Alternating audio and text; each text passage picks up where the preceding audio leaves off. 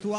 बहुत कम समय है, कभी जब विषय विस्तार के लिए अपेक्षित समय और वातावरण होगा मैं अपनी बात निवेदन करने का प्रयास करूंगा। आप सबको बहुत बहुत प्रणाम के साथ आभार।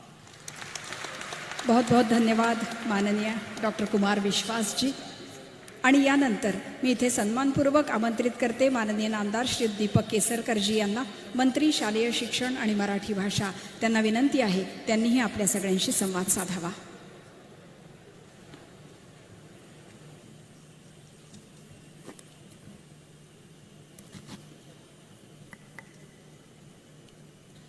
समारंभाचे उद्घाटक आदरणीय एकनाथजी शिंदे साहेब, स्वागताध्यक्ष दत्ताजी मेघे साहेब,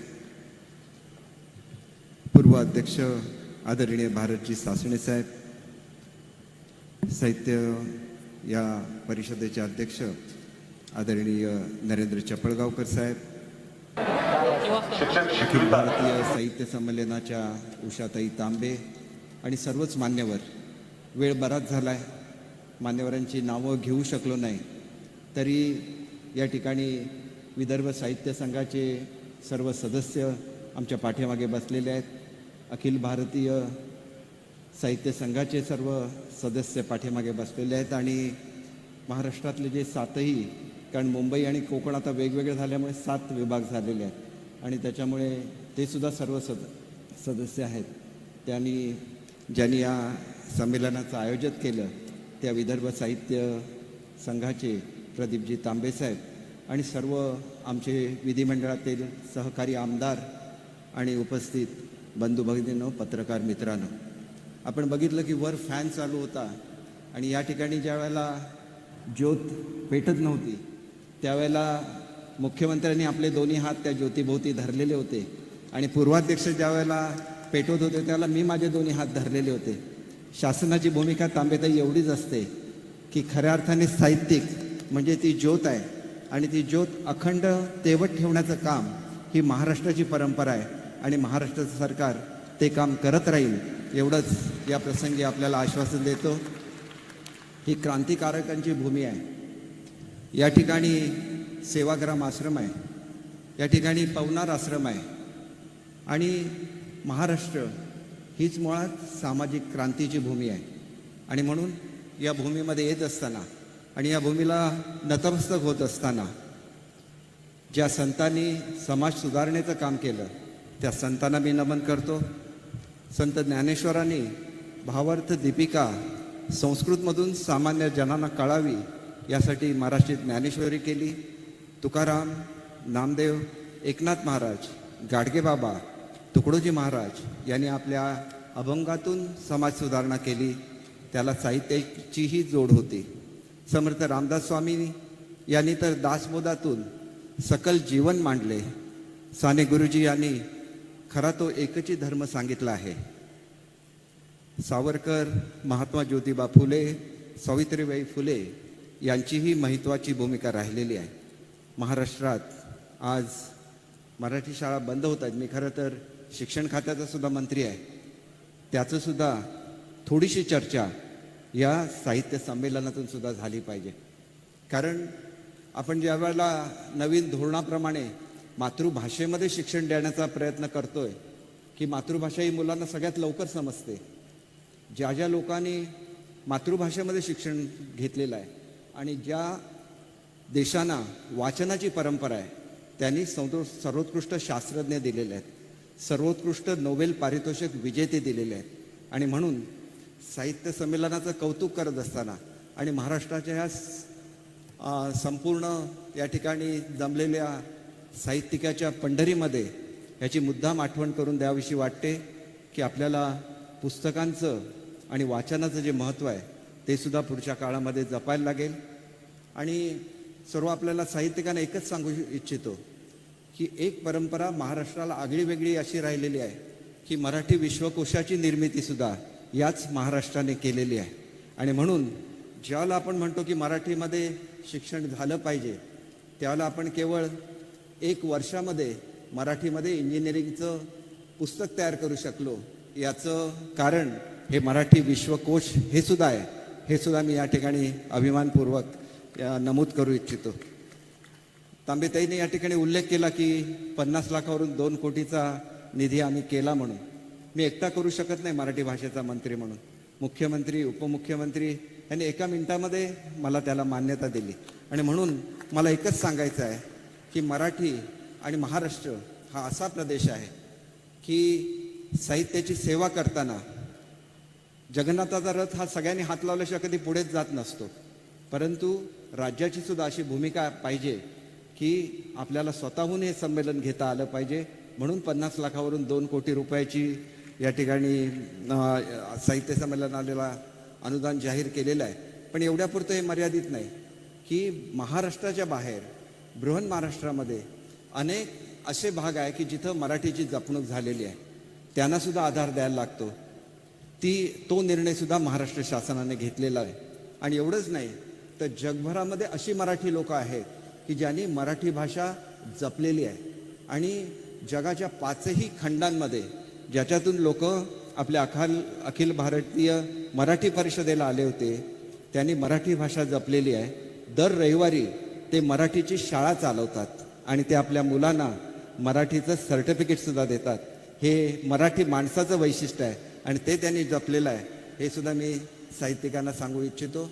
आणि जसं मी तुम्हाला सांगितलं की आमची भूमिका ही त्या ठिकाणी त्या ज्योतीबद्दलला सावरणाऱ्या हातांची पाहिजे आणि ती भूमिका पूर्ण व्हावी.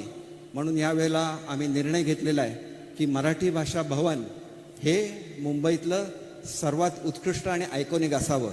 आणि म्हणून जी जुनी इमारत आम्ही मराठी भाषेची ठरवलेली होती, त्याच्यामध्ये जी आमची सर्व मंडळं आहेत, जी मंडळं साहित्याची काळजी घेतात, मराठी भाषेवरचं संशोधन करतात, विश्वकोशाची काळजी घेतात, ही सर्व मंडळं नव्या मुंबईत त्या ठिकाणी नेण्याचा निर्णय हा शासनाने घेतलेला होता. आम्ही हा निर्णय बदललेला आहे. सर्व कार्यालय हे मुंबईमध्येच राहतील, कारण मराठी भाषा हा मुंबईचा आत्मा आहे आणि तो कधीही मुंबईच्या बाहेर दिला जाऊ देणार नाही, याची मी आपल्याला खात्री देतो. नव्या मुंबईमध्ये आम्ही जे भवन प्रस्तावित केलेलं होतं त्याचं रूपांतर आम्ही साहित्य भवनामध्ये केलेलं आहे. ते एवढ्याचसाठी की ज्या वेळेला साहित्यिक मुंबईमध्ये येतात त्यावेळेला कुठे राहायचं हा त्यांच्यासमोर प्रश्न येतो. आणि म्हणून त्या ठिकाणी उत्कृष्ट नाट्यगृह, राहण्याच्या संपूर्ण सुविधा, अभ्यासिका, लायब्ररीज अशी त्याची रचना केलेली आहे. त्याच्यामुळे 2 वर्षानंतर तुम्ही कोणीही साहित्यिक ज्यावेळेला मुंबईत याल त्यावेळेला नव्या मुंबईतील या फॅसिलिटीचा तुम्ही त्या ठिकाणी लाभ घेऊ शकाल अशी मी अपेक्षा करतो. विश्वकोशाची जे आमचं कार्यालय आहे हे अनेक वर्ष लक्ष्मण शास्त्री जोशींच्या वाईमध्ये एका छोट्याशा इमारतीमध्ये भाड्याने होतं. तिथं आम्ही अतिशय भव्य अशी इमारत बांधतोय. येणारी सगळी मुलं, येणारे सगळे साहित्यिक यांच्या निवासाची व्यवस्था, लायब्ररीज, अभ्यासिका यांच्या सगळ्यांची सोय तिथं केलेली आहे. आणि म्हणून मला एकच या निमित्ताने सांगायचं आहे की जी शासनाची भूमिका आहे ती कधीही आम्हाला काय वाटतं, आम्ही कुठल्या पक्षाचे आहोत याच्याशी कधीही निगडीत नाही. कुठेतरी छोटासा मतभेद होऊ शकतो. तो मतभेद कशाच्या संदर्भात आहे? तो हिंसाचाराच्या संदर्भात आहे. आणि मग तिथं शासनाची जी भूमिका असते आणि साहित्यिकांची भूमिका वेगवेगळी असली तर मी आपल्याला मराठी भाषेचा मंत्री म्हणून एवढंच सांगू इच्छितो, याच्यामुळे दुखावलेले जेवढे साहित्यिक होते त्यांना मी स्वतः व्यक्तिशः जाऊन भेटलेलो आहे आणि त्यांना या गोष्टीची खात्री दिलेली आहे की साहित्यामध्ये कधीही शासन दखल घेणार नाही. आपल्याला सर्व निर्णय घेण्याची मुभा आहे. फक्त जो विचार आणि जे आम्ही शासनामार्फत ज्याच्यावर शिक्कामोर्तब करतो त्याच्यामध्ये मात्र अशा कुठल्याही गोष्टीचा समावेश असू शकत नाही जी देशाने बॅन केलेली आहे. याच्या पलीकडे जशी कुमार विश्वास साहेबांनी आणीबाणीची किंवा आदरणीय पद्मश्री प्रसाद तिवारींनी जी आणीबाणीची तुलना केली ती महाराष्ट्रामध्ये ती परिस्थिती कधीही येणार नाही.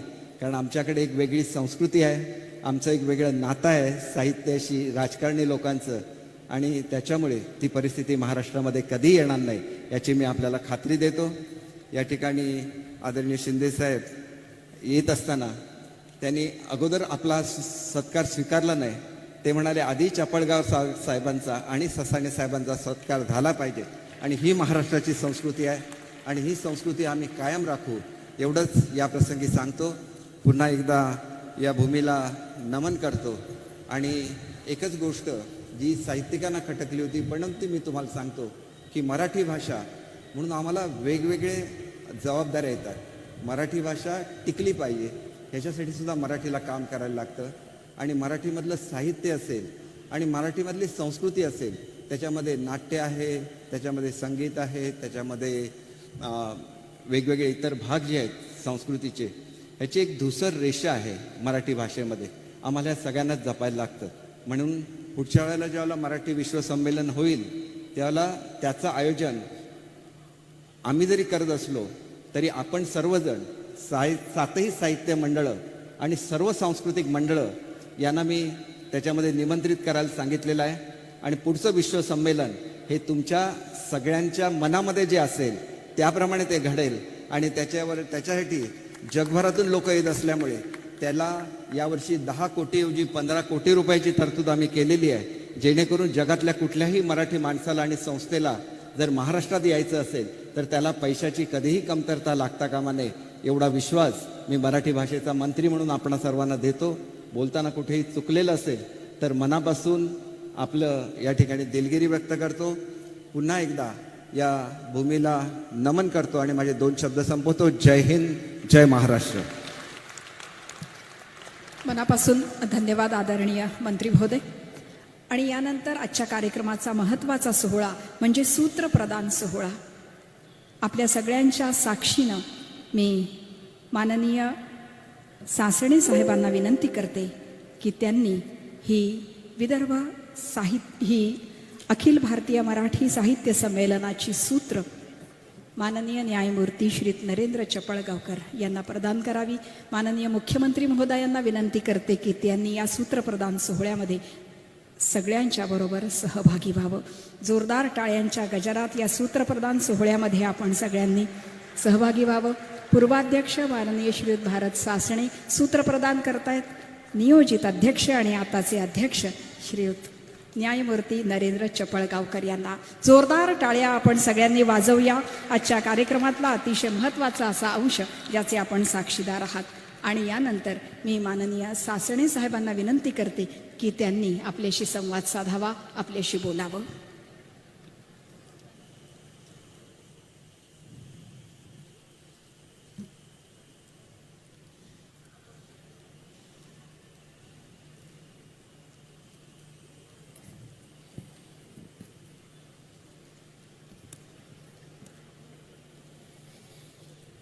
शहाण्णव्या अखिल भारतीय मराठी साहित्य संमेलनाचे नवनियुक्त अध्यक्ष माननीय श्री नरेंद्र चपळगावकर यांना अध्यक्षपदाची सूत्रे सुपूर्द करताना मला अतिशय आनंद होतो आहे. या साहित्य संमेलनाचे उद्घाटक माननीय आमदार श्री एकनाथजी शिंदे, मुख्यमंत्री महाराष्ट्र राज्य,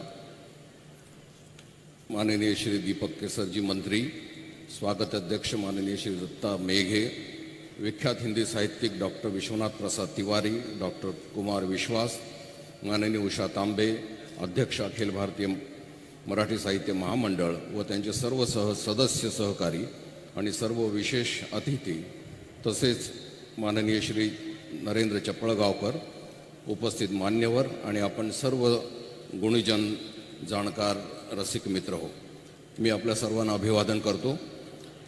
95व्या अखिल भारतीय मराठी संमेलनाच्या मंचावरून दिनांक 22 एप्रिल 2022 रोजी मी अध्यक्षीय भाषण सादर केलं होतं. त्यास आता जवळपास 10 महिने पूर्ण होत आहेत. त्यामुळे अर्थातच कार्यकाळ समाप्त होत असताना काही एक आढावा, काही एक अहवाल आपल्याला सादर करणं कर्मप्राप्त आहे. त्या अनुषंगाने काही अनुभव, काही निरीक्षणं, काही विचार मी आपणासमोर समक्ष मांडतो आहे.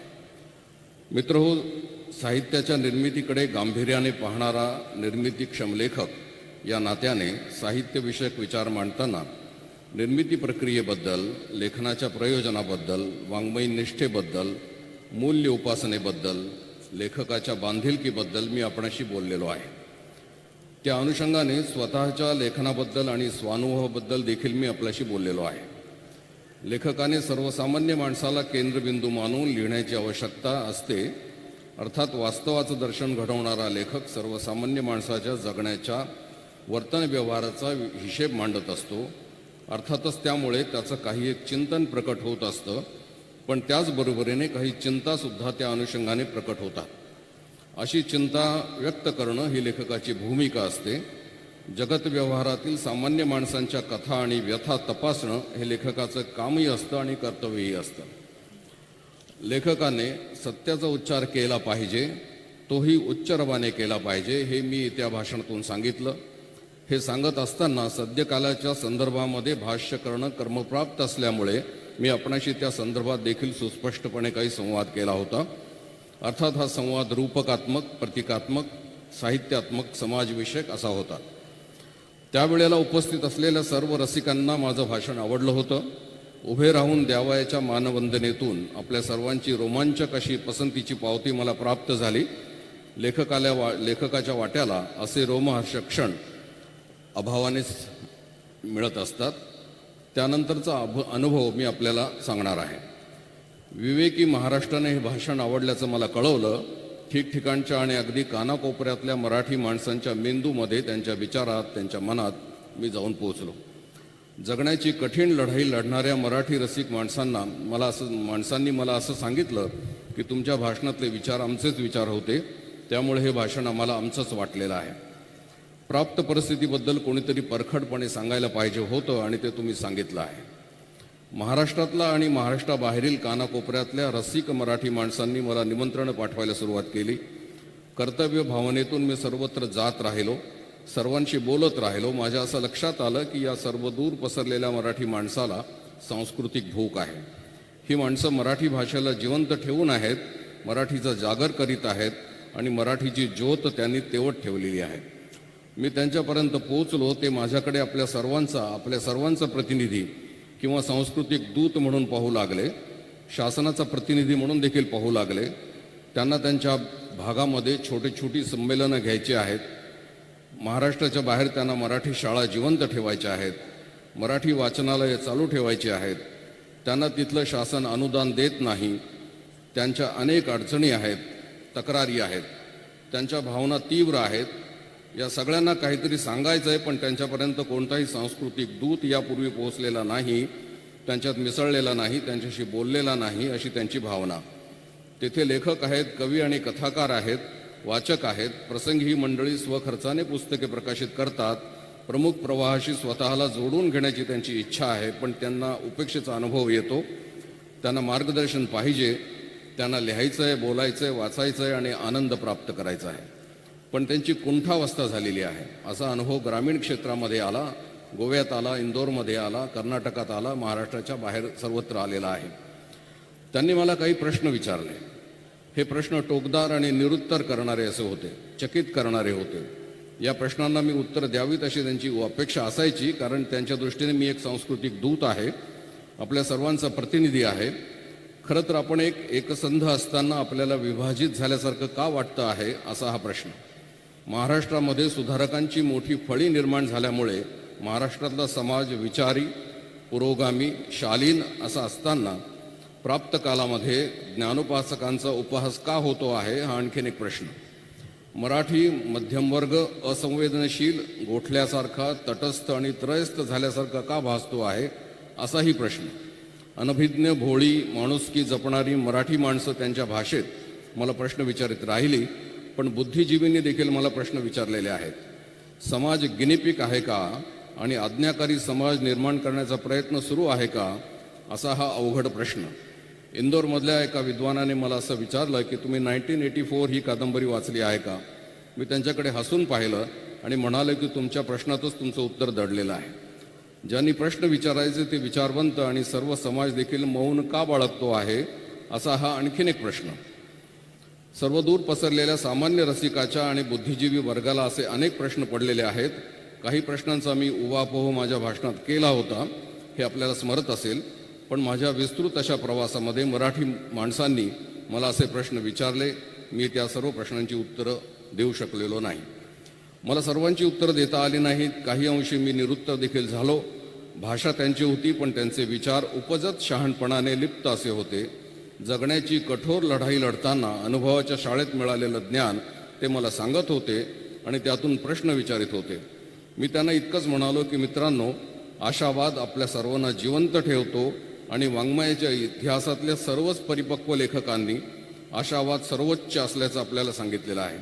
आपण ही आशा टिकवली पाहिजे. मी त्यांना असंही म्हणालो की मित्र हो, सत्य अवध्य असतं महात्मा गांधींसारखं, आणि त्या तत्वावर आपण श्रद्धा ठेवली पाहिजे, कारण हा समाजासाठी तारक मंत्र आहे. माझ्या भाषणाला मी नवतुच्छतावादाचा एक सूचन केलं होतं. तो नवतुच्छतावाद आता अनुभवाला येतो आहे. महाराष्ट्रातील संत महापुरुष बुद्धिवंतांचा अपमान आणि उपेक्षा होताना आपण बघितल्या. बुद्धिवादाचा आणि बुद्धिवादाचा उपहास समाजाच्या आरोग्याला घातक आहे. विद्वेष आणि उन्माद देखील समाजाला घातक आहे. आपण जेथे उभे आहोत ती महात्मा गांधी आणि विनोबांची भूमी आहे. ही भूमी आशावाद जगवणारी, प्रेम आणि अहिंसा देणारी आहे. त्यामुळे समाजाला पुन्हा पुन्हा महात्मा गांधींच्या विचाराकडे यावं लागेल. माझ्या भाषणाच्या अखेरीस मी असं म्हटलं होतं की महाराष्ट्राकडे विवेक आहे, विवेकाचा कान आहे. महात्मा गांधींना अभिप्रेत असलेला आतला आवाज या विवेकाच्या कानाने आपल्याला ऐकायचा आहे. याच भूप्रदेशातून सत्याची ग्वाही दिली जाऊ शकते. माझ्या भाषणात जेथे काही विचार थांबवले होते त्या विचारापासून आता पुढे चर्चा होईल अशी मला आशा आहे. विविध परिसरातून सामान्य माणसांच्या सुखदुःखाच्या साहित्यांतर्गत आढावा घेतला जावा. त्यांच्या भावनिक शोषणाबद्दल चिंता व्यक्त केली जाईल. समाजाला आवश्यक असलेला तारक मंत्र याबाबत बोललं जाईल अशी मला आशा आहे. या वैचारिक प्रवासात नवनियुक्त अध्यक्ष पुढे नेतील असा मला विश्वास वाटतो आणि मी त्यांना शुभेच्छा देतो. 96व्या अखिल भारतीय मराठी साहित्य संमेलनाच्या अध्यक्षपदाची सूत्रे माननीय श्री नरेंद्र चपळगावकर यांना आनंदपूर्वक आणि आदरपूर्वक सुपूर्द करीत आहे. हे माझे विचार आपण शांतपणे ऐकले याबद्दल मी आपला आभारी आहे. धन्यवाद. मनापासून आभार सासणे साहेब.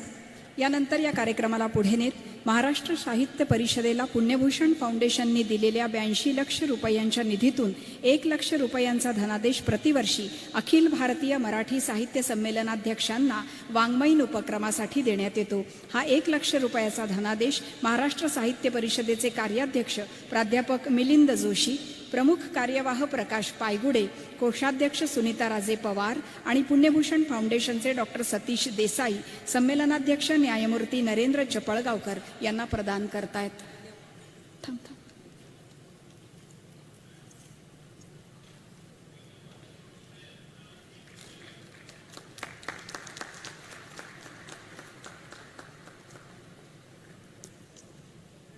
आणि यानंतर माननीय मुख्यमंत्री महोदयांना मी विनंती करणार आहे की त्यांनी विदर्भ साहित्य संघ शताब्दी वर्ष विशेषांकाचं विमोचन करावं, प्रकाशन करावं.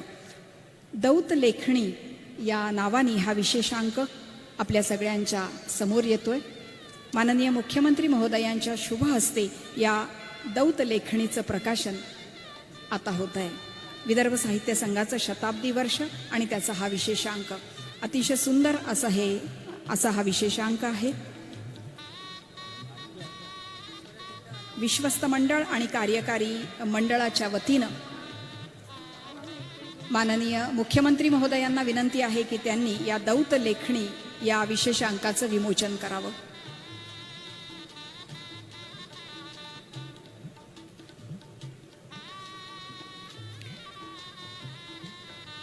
आजच्या उद्घाटन सोहळ्याचं औचित्य साधत या विशेषांकाचं विमोचन माननीय मुख्यमंत्री महोदयांच्या शुभ हस्ते होत आहे.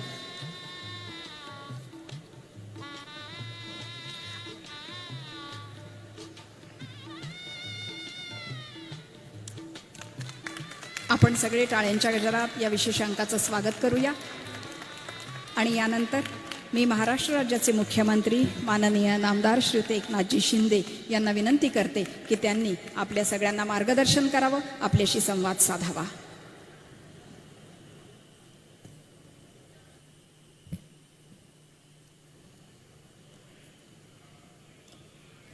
माननीय मुख्यमंत्री एकनाथजी शिंदे.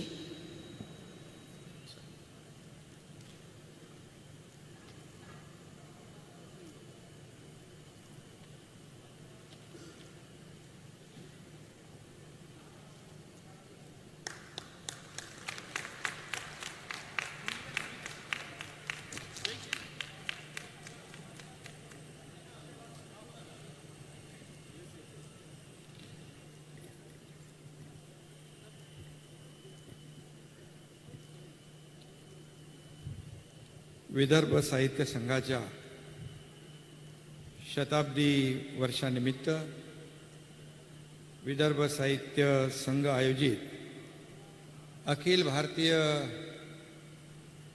मराठी साहित्य महामंडळाचं आज 96वं अखिल भारतीय मराठी साहित्य संमेलन आज या ठिकाणी संपन्न होत आहे. मी महाराष्ट्र शासनाच्या वतीने या संमेलनाला मनापासून खूप खूप शुभेच्छा देतो.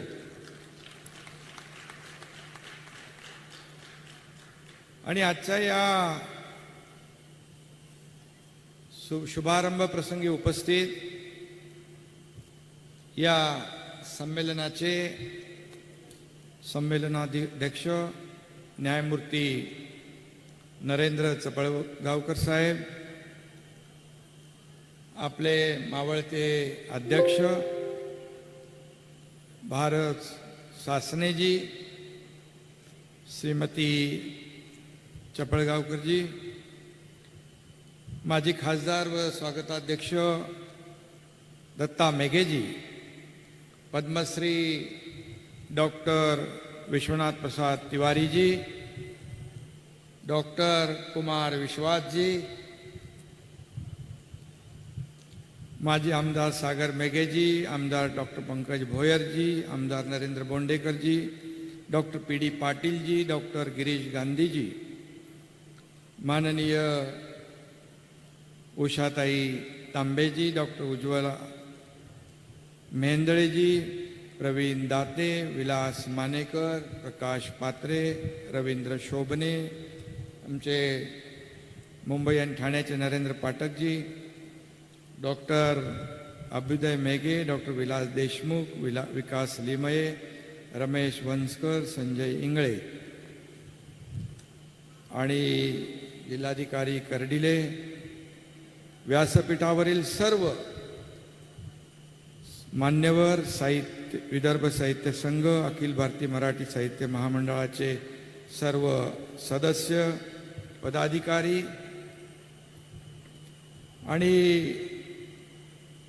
विद्यार्थी, कवी, पत्रकार, विदर्भातील तसेच महाराष्ट्रातील या ठिकाणी उपस्थित साहित्यप्रेमी, रसिक वर्ग, पत्रकार मित्र, मी सगळ्यांना मनापासून पुन्हा एकदा खूप खूप आजच्या या संमेलनाच्या शुभारंभ प्रसंगी स्वागत आपलं करतो, शुभेच्छा देतो आणि आपल्या सगळ्यांचं अभिनंदन देखील करतो. खरं म्हणजे कुमार विश्वास जी, आपको हमें सुनना था, फिर जरूर सुनेंगे, लेकिन आपने जैसे कहा था कि आज ये पूरा कार्यक्रम का नियोजन आयोजन हमारे साहित्य सम्मेलन के पास था, इसलिए और आपने कहा, खरं म्हणजे आज ही साहित्य नगरी या ठिकाणी आज सजली आहे आणि आज खरं म्हणजे साहित्याची पंढरी असं म्हटलं तर वावगं ठरणार नाही. आणि आज हे आपलं 3-4 दिवसाचं जे साहित्य संमेलन आहे, या साहित्याचा जो काय या ठिकाणी अजर आपल्याला गजर होतोय, त्या ठिकाणी आपल्याला मी मनापासून खूप खूप शुभेच्छा देतो. खरं म्हणजे आज आपण पाहिलं तर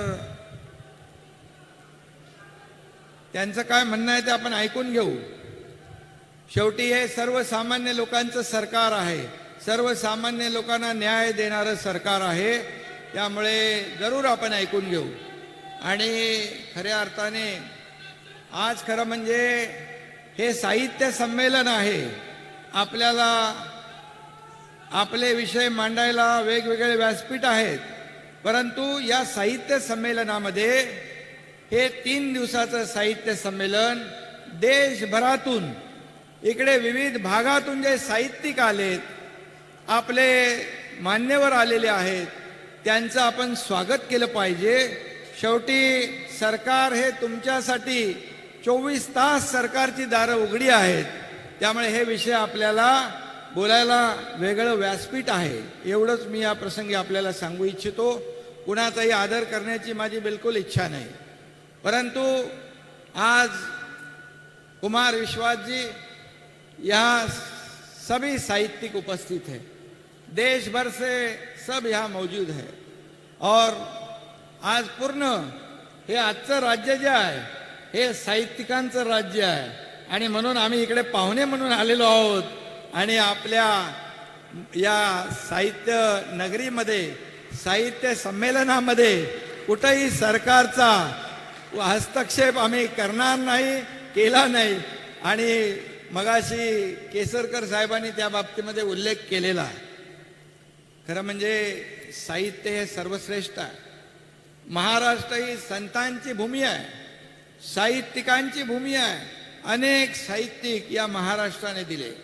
आणि म्हणून आज या ठिकाणी साहित्य संमेलनाचे अध्यक्ष म्हणून न्यायमूर्ती चपळगावकर साहेबांना संमेलनाचं अध्यक्षपद दिलं आहे. हे सगळ्यात महत्त्वाचं आहे. आपल्या महाराष्ट्राचा गौरव आहे आणि या महाराष्ट्राचं भूषण आहे. आणि म्हणून मी पुन्हा एकदा आपल्याला शुभेच्छा देतो. ज्यांनी आपला देश बळकावून बसलेल्या ब्रिटिशांना म्हणजे परकीयांना चले जाव असं ठणकावलं आणि स्वकीयांना खेड्याकडे चला असा मंत्र दिला, त्या राष्ट्रपिता महात्मा गांधीजींच्या वास्तव्यानं पावन झालेल्या आणि पवनार आश्रम विनोबा भावेंच्या पदस्पर्शाने पुनीत झालेल्या या भूमीला मी सर्वप्रथम या राज्याचा मुख्यमंत्री म्हणून वंदन करतो आणि आपल्याला पुन्हा एकदा शुभेच्छा देतो. आणि या भूमीमध्ये होत असलेल्या 96व्या अखिल भारतीय मराठी साहित्य संमेलनाला उपस्थित असलेल्या तुम्हा सगळ्यांचं मी पुन्हा एकदा स्वागत करतो. खरं तर अशा प्रकारे अखिल भारतीय मराठी साहित्य संमेलनाचं उद्घाटन करण्याचा बहुमान मिळेल अशी कल्पनाही मी कधी केली नव्हती. या बहुमानाकडे थोड्या वेगळ्या नजरेने बघतोय मी आता इथे केवळ उद्घाटक म्हणून उभा नाही आहे, तर खऱ्या अर्थाने कृतज्ञतेची भावना व्यक्त करण्यासाठी मी या ठिकाणी उभा आहे. ही कृतज्ञता आहे मराठी साहित्याबाबतची. आणि म्हणून सामान्य मातीशी नाळ जोडून असलेला माणूस मराठी साहित्याचा खरा नायक आहे. आणि म्हणून आमच्यासारख्या सामान्य माणसाला या ठिकाणी मराठी साहित्यानं नायकाची भूमिका दिली, त्याबद्दलही कृतज्ञता व्यक्त करण्यासाठी, त्यांचा सन्मान करण्यासाठी आणि खऱ्या अर्थाने एक प्रतिनिधी म्हणून मी शासनाच्या वतीने या ठिकाणी उपस्थित आहे, एवढं मी आपल्याला नम्रपणे सांगू इच्छितो. आणि संधी मला देणाऱ्या आयोजकांचं आणि साहित्य महामंडळाचे देखील मी मनापासून आभार मानतो आणि आभार मानणं मी माझं कर्तव्य देखील समजतो. आणि म्हणून सुरेश भटांच्या शब्दात सांगायचं तर, लाभले आम्हास भाग्य, बोलतो मराठी, ऐकतो मराठी आणि खरे आम्ही भाग्यवान. हे सगळं जे काय आहे हे मराठी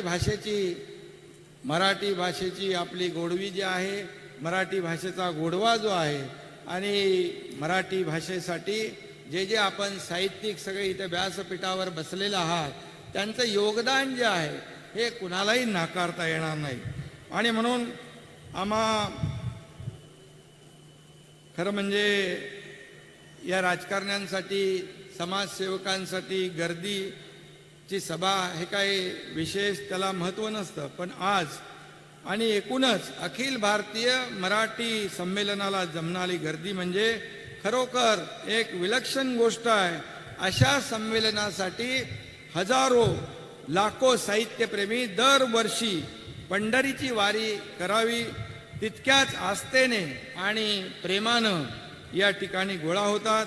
हा खरोखर मगाशी आपल्या कुमार विश्वासजींनी पण सांगितलं, त्याचबरोबर आपले आधीच्या मान्यवरांनी देखील या ठिकाणी सांगितलं. हे एक अद्भुत आहे. आणि म्हणून विश्वनाथ प्रसाद तिवारीजींनी देखील मगाशी सांगितलं, हे सही एक अद्भुत आहे. आणि ही आपली संस्कृती आहे आणि ही संस्कृती आपल्याला जोपासली पाहिजे.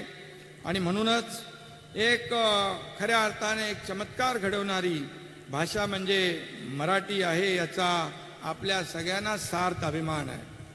हे 96वं साहित्य संमेलन आहे. म्हणजे इतकी वर्ष मराठीच्या ओढीनं, साहित्याच्या ओढीनं मराठी माणसं संमेलनास हजेरी लावत आहेत. साहित्यावरील विविध प्रकाराबद्दल चर्चा, मंथन या ठिकाणी करणार आहे आणि यापूर्वी देखील त्यांनी केलं आहे.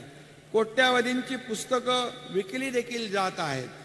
आणि हे अद्भुत आहे. एका अर्थाने म्हणायचं तर सुदृढ सांस्कृतिक लोकशाहीचं हे एक विराट रूप आहे, असं आपल्याला म्हटलं तर वावगं ठरणार नाही.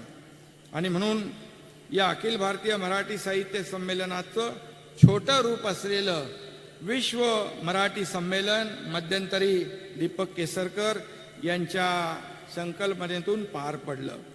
आणि त्यांना नोव्हेंबरमध्ये कल्पना सुचली आणि तात्काळ दिवस रात्र एक करून एक आपण युद्ध पातळीवर हे संमेलन आयोजित देखील केलं. आणि त्याला जगभरातले लोक देखील उपस्थित होते आणि ते यशस्वी देखील झालं. मी या ठिकाणी आपल्याला आवर्जून सांगेन, चपळगावकर साहेब, मी जेव्हा दावोसला गेलो होतो आणि त्यावेळेस वर्ल्ड इकॉनॉमिक फोरमला, त्या ठिकाणी देखील जगभरातले मराठी लोक त्या ठिकाणी भेटले. अतिशय प्रेमाने, आस्थेने, एक म्हणजे त्यांना देखील आनंद झाला, मला देखील त्या ठिकाणी मराठी भाषा ऐकून समाधानही वाटलं. आणि त्यांचं देखील हेच म्हणणं आहे की आपण अशा प्रकारच्या कार्यक्रमातून, संमेलनातून एकत्र आलो पाहिजे. जगभरात कुठेही आपला मराठी माणूस असला तरी जो जिव्हाळा, ओलावा, आपुलकी आहे ती कधीच कमी होत नाही. ती अशा कार्यक्रमातून वृद्धिंगत होत असते, वाढत असते. आणि म्हणून अशा अनेक संमेलनं अशी आपल्याकडे होत आहेत. मराठी साहित्य, संस्कृती, परंपरा यांच्या विकासासाठी ती आवश्यक देखील असतात. त्यानं मराठी साहित्याच्या पोषणाला हातभारच लागत असतो. त्यामुळे अशा संमेलनाची खऱ्या अर्थाने काळाची गरज आहे. अखिल भारतीय मराठी साहित्य संमेलन काय किंवा इतर ठिकाणी होणारी साहित्य विषय संमेलन काय, गेले अनेक वर्ष मी अनेक संमेलनाला देखील प्रत्यक्ष हजेरी लावली, उपस्थित राहिलो. ठाण्यात देखील साहित्य संमेलन मोठं भव्य दिव्य चांगलं पार पडलं, यशस्वी झालं. आणि म्हणून खऱ्या अर्थाने या ठिकाणी आपण पाहतो की साहित्य संमेलनामध्ये राजकारण्यांचं काय काम. आणि शेवटी मी मगाशीच सांगितलं, हे साहित्य संमेलनामध्ये बिलकुल आम्हाला कधी आम्ही राजकीय हस्तक्षेप केला नाही, करणार नाही. शेवटी हे आज साहित्यिकांचं राज्य आहे. आणि या ठिकाणी मी पाहतोय की वातावरणामध्ये एक आगळा वेगळा आनंद भरून वाहतोय. बाहेर देखील पाहिलं, वातावरण देखील अगदी साहित्यमय झालेलं आहे. आणि म्हणून अशा वेळेस मी एकच सांगू इच्छितो की या ठिकाणी ज्यांच्या वास्तव्यानं समृद्ध पावन झालेल्या भूमीमध्ये हा सोहळा होतोय ते महात्मा गांधी काय, आपले आचार्य विनोबा भावे काय, ही लिहिणारीच थोर माणसं होती. आणि महात्मा ज्योतिबा फुले असतील, भारतरत्न डॉक्टर बाबासाहेब आंबेडकर, लोकमान्य टिळक असतील, स्वातंत्र्यवीर सावरकर असतील, यशवंतराव चव्हाण असतील, अटल बिहारी वाजपेयी असतील, प्रबोधनकार असतील, बाळासाहेब असतील, असे कितीतरी थोर राजकीय सामाजिक नेते हे देखील साहित्यिकच होते. आणि साहित्यातून त्यांनी समाजसेवा केली पुढे. आणि हे देखील आपल्याला सगळ्यांना मला सांगण्याची आवश्यकता नाही. समाजाला दिशा देणारे आणि जगण्याचं बळ देणारे सर्व साहित्यिक हे मुळात सामाजिक नेतेच असतात. समाजसेवा त्यांच्या अंगामध्ये भिनलेली असते. आपण दुसऱ्यासाठी काहीतरी केलं पाहिजे आणि दुसऱ्याच्या दुःखामध्ये खऱ्या अर्थाने दुसऱ्याचं दुःख ते आपलं दुःख, आपण काहीतरी या भूमीला, महाराष्ट्राला देणं लागतोय ही भावना मनामध्ये ठेवून या व्यासपीठावरच्या सर्वांनीच आपापल्या परीने कार्य केलेलं आहे. आणि म्हणून खऱ्या अर्थाने सामाजिक तळमळीमधूनच त्यांचं साहित्य या ठिकाणी जन्माला येत असतं आणि सामाजिक तळमळीतूनच राजकीय नेतृत्वही उदयाला येत असतं, सामाजिक नेतृत्वही उदयाला येत असतं. त्यामुळे सामाजिक तळमळ हे साहित्यिक आणि राजकारणी अशा दोघांचे खऱ्या अर्थाने उगमस्थान आहे असं म्हटलं तर वावगं ठरणार नाही. आणि असं असताना साहित्य याबरोबर आणि म्हणूनच मगाशीच मी म्हणालो की खऱ्या अर्थाने माझ्यासारखा एक सर्वसामान्य कार्यकर्ता या अखिल भारतीय मराठी साहित्य संमेलनाचं या ठिकाणी उद्घाटन करण्याचं भाग्य मला लाभेल असं कधी मला स्वप्नात वाटलं नव्हतं. परंतु आपल्या आयोजकांमुळे आणि समोर बसलेल्या सर्वांच्याचमुळे हे मला भाग्य लाभलं. आणि म्हणून मी तुम्हाला पुन्हा एकदा मनापासून या ठिकाणी खूप खूप धन्यवाद देईन. खऱ्या अर्थाने जर आपण पाहिलं तर आज साहित्यिकांना देखील राजकीय विषय या ठिकाणी खरं म्हणजे आपण कधी मगाशी चपळगावकर साहेबांशी देखील माझी अशी चर्चा झाली. खऱ्या अर्थाने राज्य हे सर्वसामान्य लोकांच्या हिताची जपणूक करणारं राज्य सरकार असायला पाहिजे, राज्यकर्ते असले पाहिजे. आणि म्हणून जेव्हा आम्ही चांगले निर्णय घेऊ नक्की त्या ठिकाणी आपण आमच्या पाठीवर शाबासकीची थाप जेव्हा द्याल आणि साहित्यिकांकडून जेव्हा ही थाप मिळते तेव्हा आणखी ऊर्जा आणि प्रेरणा मिळते, आपण चांगलं काम करू लागतो. आणि जेव्हा सरकारकडून राज्यकर्त्यांकडून एखादा चुकीचा निर्णय झाला तरी देखील आपल्याला वरिष्ठांना कान धरण्याचा देखील अधिकार आहे. आणि नक्की या राज्याच्या भल्यासाठी सर्वसामान्य लोकांच्या भल्यासाठी त्यामध्ये सगळे आले आणि सर्व घटक आले यांच्या हिताचे निर्णय घेण्याचं काम करण्याचा प्रयत्न आम्ही नक्की करतोय. 100% काम 100% सर्वांचं समाधान हे आम्ही करू शकतो का असा दावा आम्ही नक्कीच करणार नाही. परंतु जेवढं काही चांगलं करता येईल तेवढं नक्की करण्याचा प्रयत्न आम्ही या ठिकाणी करू. आणि म्हणूनच आपल्या सारख्या अगदी साहित्य क्षेत्रामध्ये विविध क्षेत्रामध्ये काम करणारे जे मान्यवर आहेत आणि त्यांच्या सूचना त्यांचं मार्गदर्शन देखील आमच्या शासनाला आवश्यक आहे. खरं म्हणजे तुम्ही जेवढं खुल्या मनाने आपण एक दुसऱ्याशी बोलू तेव्हाच आपण एक दुसऱ्याला ओळखू शकतो.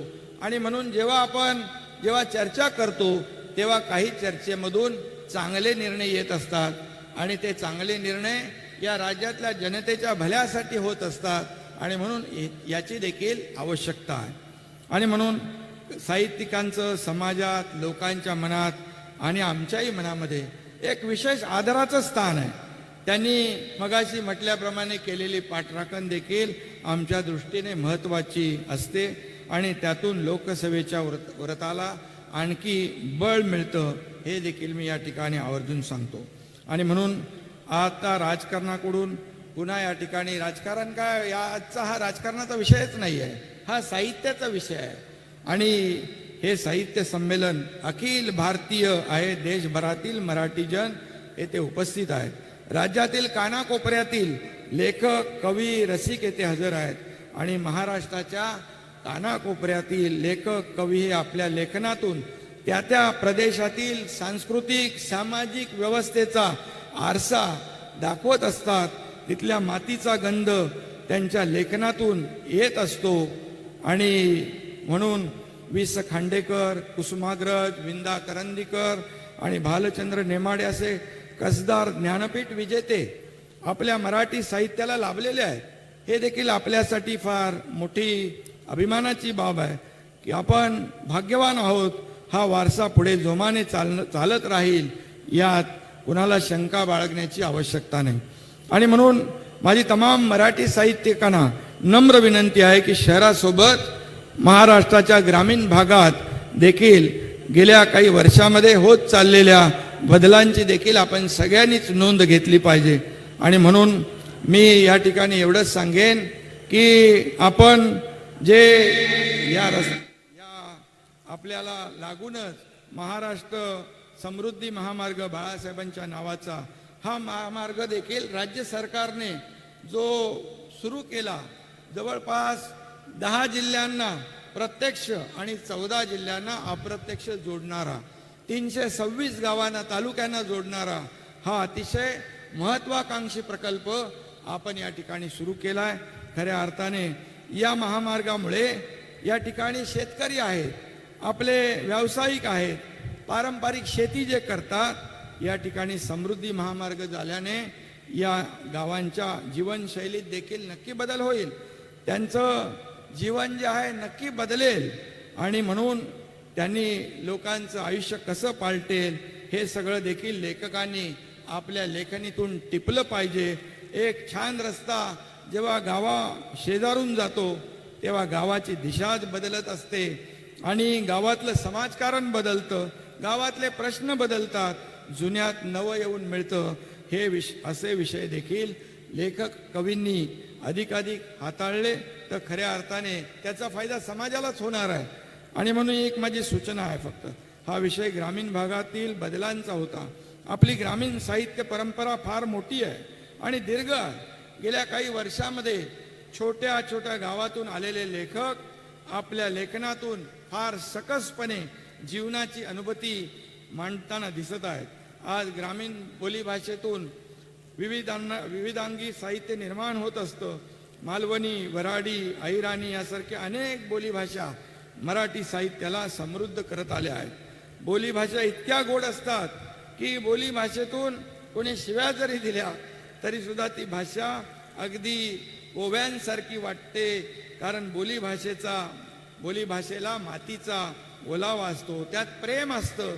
ती भाषा सरकारी दप्तरासारखी कठीण नसते आणि कायद्याच्या भाषेसारखी जडही नसते. संमेलनाचे अध्यक्ष माननीय आदरणीय न्यायमूर्ती चपळगावकर साहेबांपुढे हे बोलण्याचं मी थोडंसं धीराने बोलतोय की कारण हे साहित्यिकांचं व्यासपीठ आहे. कुमार जी इसलिए मुझे पता है क्या बोलना. आणि न्यायमूर्ती साहेब देखील एक वेगळ्या खुर्चीमध्ये आज आहेत. राजकीय व्यासपीठ नाही याची अनुभूती मला आहे, त्याची जाणीव मला आहे. आणि म्हणून बोलीभाषांचा उल्लेख मी केला. शासकीय पातळीवरून देखील बोलीभाषा संवर्धनासाठी सातत्याने प्रयत्न केले जात आहेत, हे आपल्या सगळ्यांनाच माहीत आहे. आणि म्हणून साहित्य प्रसारासाठी, मराठी भाषा विकासासाठी आणि त्याच्या संशोधनासाठी साहित्यिकांना प्रोत्साहन देण्यासाठी शासकीय पातळीवर कायमच आमचे प्रयत्न सुरू आहेत. साहित्य आमच्या मराठी माणसाच्या जीवनशैलीचा अविभाज्य भाग असणं ही सगळ्यांसाठीच महत्त्वाची बाब आहे. मराठी भाषेच्या विकासासाठी, मराठी भाषेतील साहित्याच्या समृद्धीसाठी आपलं सरकार सर्वतोपरी प्रयत्न करेल असं वचन मी आज या ठिकाणी देतोय. आपण सगळेजण श्रेष्ठ आहात आणि या क्षेत्रातले जाणकार देखील आहात. त्यामुळे या संदर्भात आपल्या सूचना ज्या आहेत, आपलं मार्गदर्शन जे आहे, याचं खऱ्या अर्थाने आमचं सरकार जे आहे नेहमीच स्वागत करेल.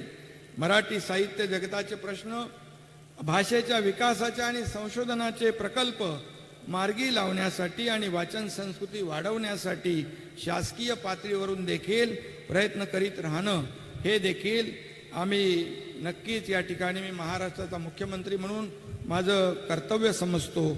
आणि मगाशी म्हटलं तसं आताचं जग तंत्रज्ञानाचं आहे, त्याच्या जोडीला जागतिक संक्रमणही सुरू आहे आणि जागतिक पातळीवर नोकरी, व्यवसायाच्या, शिक्षणाच्या असंख्य संधी सगळ्यांसाठीच उपलब्ध झाल्या आहेत. आपल्या महाराष्ट्रातून हल्ली तर शिक्षण आणि नोकरीनिमित्त विदेशामध्ये जाण्याचं प्रमाण दिवसेंदिवस वाढतंय आणि वर्षाकाठी जवळपास 2 लाखाच्या वर मराठी तरुण विदेशात जात आहेत. आणि तितकेच तिकडे त्याच्यापैकी बऱ्यापैकी स्थिर स्थावरही होत आहेत. मला वाटतं खरं म्हणजे हा ओघ जो आहे, हा ब्रेन ड्रेन थांबवण्यासाठी आपण सगळ्यांनीच मिळून प्रयत्न केले पाहिजे. परदेशात संधी आहे खरं आहे, पण आपली मराठी माती ही सुपीक आहे.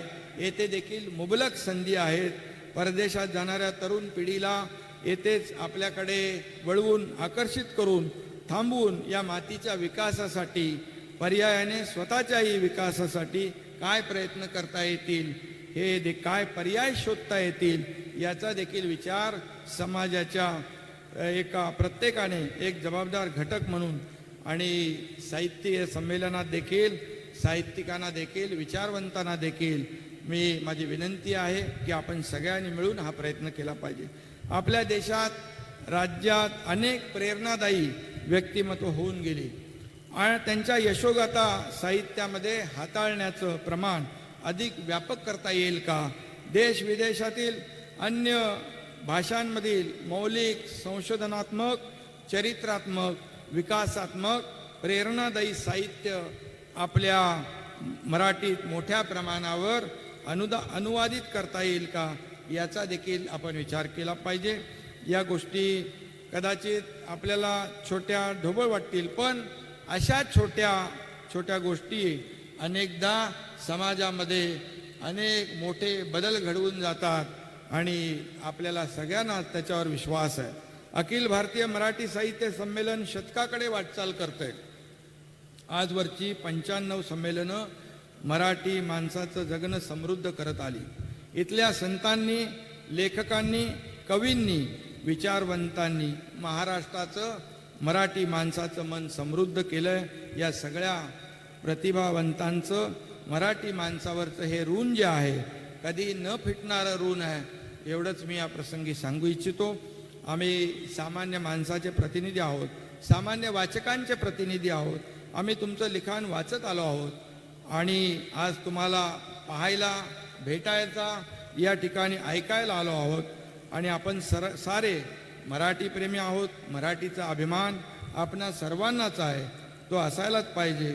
आणि म्हणून आपल्या राष्ट्रगीताप्रमाणेच आपण आपल्या राज्य शासनाने राज्यगीतही आपल्याला हवे अशी चर्चा झाली आणि राजा बडे यांचं जय जय महाराष्ट्र माझा हे गीत आपण अगदी आता त्याचा स्वीकार केला आहे आणि त्या राज्यगीतानुसार गरजा महाराष्ट्र माझा असाच गरजत राहू अशी देखील शुभेच्छा सदिच्छा आपल्या सगळ्यांच्या वतीने या ठिकाणी व्यक्त करतो. खरं म्हणजे अनेक विषय आहेत.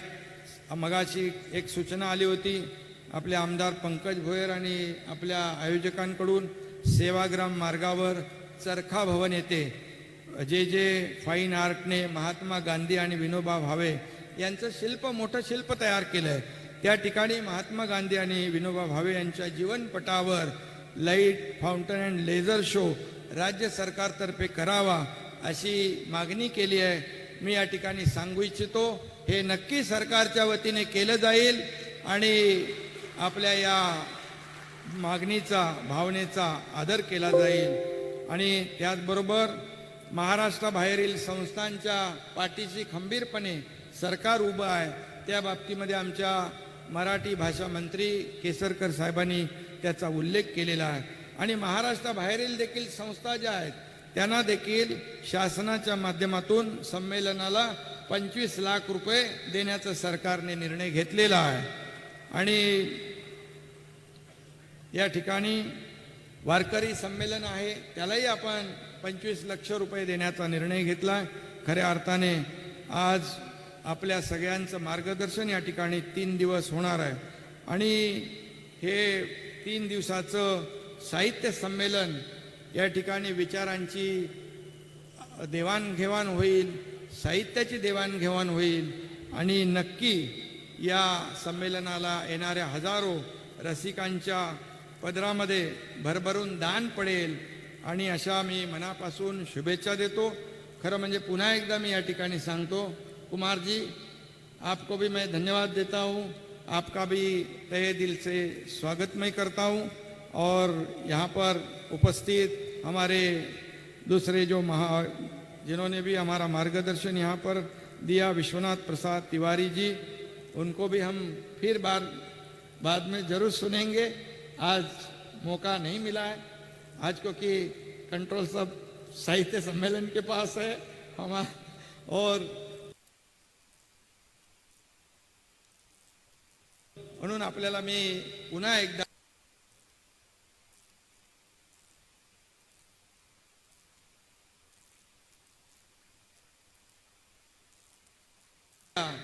आज मनापासून या 96व्या अखिल भारतीय मराठी साहित्य संमेलनाला खूप खूप शुभेच्छा देईन आणि पुन्हा सांगेन की आपलं हे मार्गदर्शन, आपले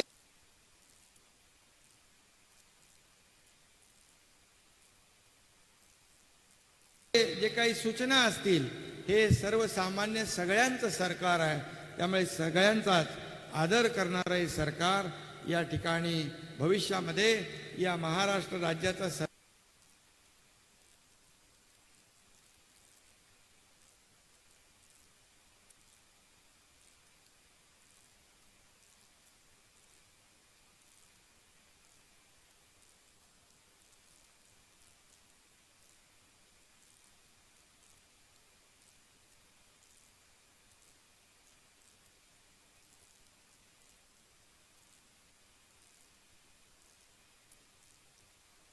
सर्वांगीण विकास कसा होईल हाच ध्यास घेऊन आम्ही काम करतोय. आणि अशा साहित्य संमेलनाच्या माध्यमातून देखील विचार, आचार, काही सूचना, मार्गदर्शन या ठिकाणी नक्की मिळेल अशी अपेक्षा करतो. धन्यवाद. जय हिंद.